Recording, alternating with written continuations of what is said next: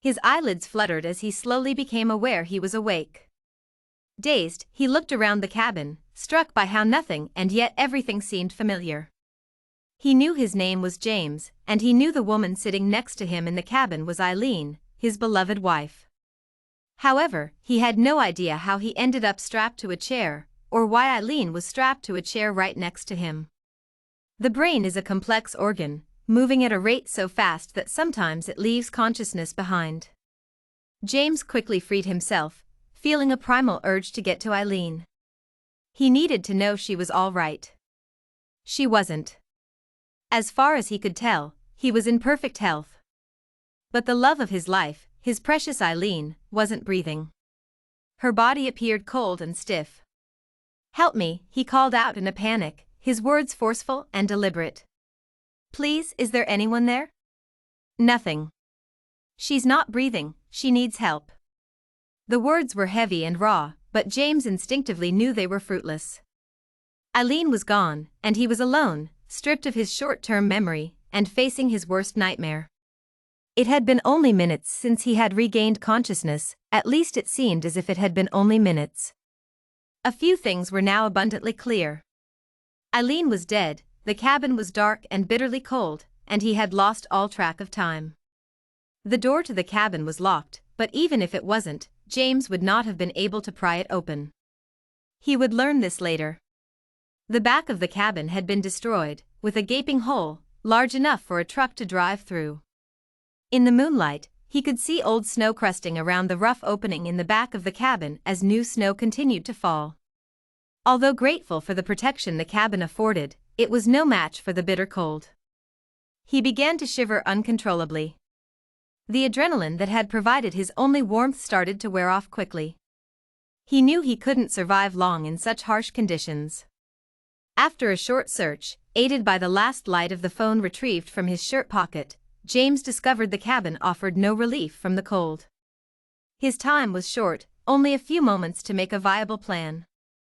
James was a consummate planner with Eileen, his good-natured wife, putting up with his micromanaging. He wished he could tell her now how much she meant to him one last time, but she was gone. He would think about her later. Now, his survival depended on his ability to focus. He made his way to the hole in the back of the cabin and trekked out into the woods. With the powdery snow, his careful footsteps made no sound. The softness of the snow couldn't hide its destructive chill. Looking from left to right and only seeing trees, James made his way to the front of the cabin. At a time where he should have been consumed by panic, he was struck by the stark beauty of the serene landscape.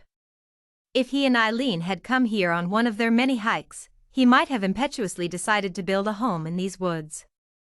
He had promised her a dream home, but there was no escaping the truth that his life, whatever was left of it, would never be the same, and would no longer include Eileen. Though the woods held an ethereal beauty, there was no solace to be found, certainly not in a frozen wasteland that was quickly becoming a coffin. Lost in thought, James pictured Eileen, and what might have been. He almost forgot to assess his situation. Almost.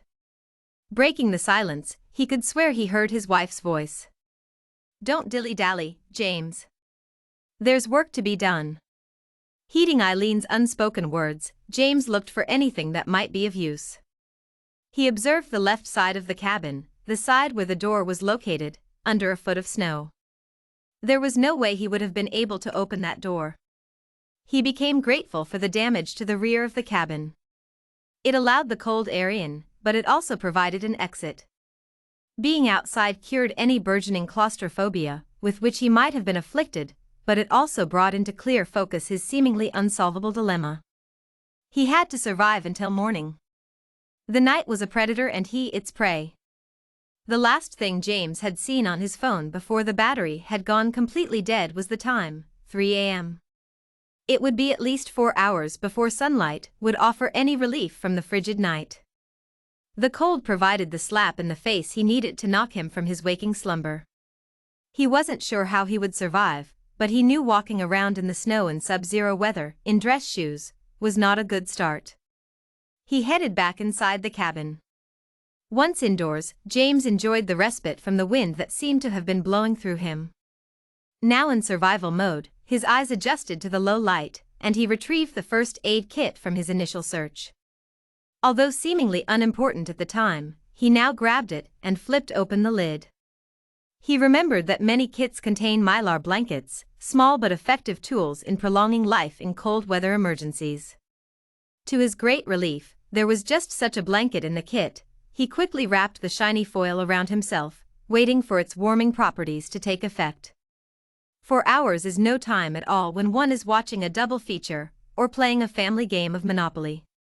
In fact, James could recall many a time at work when he set aside an hour to work on a legal brief. Before he knew it, he was taking a call from Eileen asking why he had missed dinner. 4 hours is no time at all unless one is sitting in a freezing cabin in the woods next to a dear wife whom you will never see alive again. Extreme cold can have an odd effect on one's thoughts. Strange ideas started to enter his mind. Eileen had been wearing a sweater and what looked like some very warm woolen socks. He could use both to increase his chances of survival, but then she might get cold. His first impulse, as always, was to care for her. The desire to protect his wife was great, yet so was his desire to live. These few articles of her clothing, small as they were, offered life in the middle of the night, in the middle of winter, in the middle of nowhere. "Eileen, do you mind if I borrow your sweater and socks?" There was comfort in hearing a voice, even his own. "Not at all, my dearest James." Eileen would never have said my dearest James, but in the fog of delusion that drove a man to have a conversation with himself, her imagined words seemed perfectly natural. Undressing someone who is deceased and bound to a chair in a frozen cabin is harder than one might initially think. James's hands shook, both showing the first signs of frostbite. Getting a firm grip on anything had become quite the chore. Add to that the rigid nature of Eileen's body, and the grim undertaking, retrieving the warm clothing took what seemed like hours. Had his phone battery not died, he would have noticed that no more than a few minutes had passed during his struggle to warm himself. Once he had donned the sweater and socks, he wondered if her articles of clothing actually made his torso or feet measurably warmer.